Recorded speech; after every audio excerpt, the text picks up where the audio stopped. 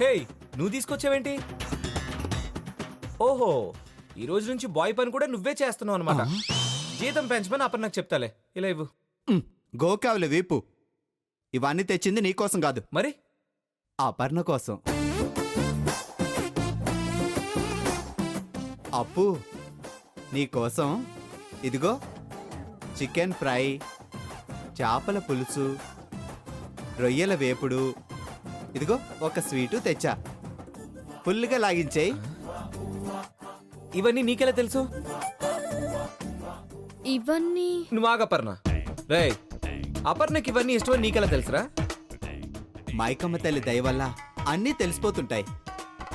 మైకమ్మ తెల్ల అంటే? చెప్పినా అర్థం చేసుకునే వయసు గాని తెలివి గాని నీకు లేవు నాన్న. అపర్ణ తినగా ఏమన్నా మిగిలితే నీకిస్తాను.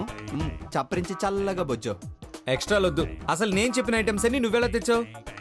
నువ్వు చెప్పినవి నేను తేవడం కాదు, నేను తెచ్చేవే నువ్వు చెప్పుంటావు. అయినా మనం ఇష్టపడే మనుషుల గురించి, అభిమానించే వాళ్ళ ఇష్టాయిష్టాల గురించి ఆ మాత్రం తెలుసుకోలేమా? నువ్వు తినపర్ణ. Thanks Arya. Something is wrong. నా వెనక ఏదో జరుగుతుంది. అందుకే అంత కరెక్ట్గా వీడు తీసుకొచ్చాడు. అసలు ఏం చేస్తున్నాడు వీడు?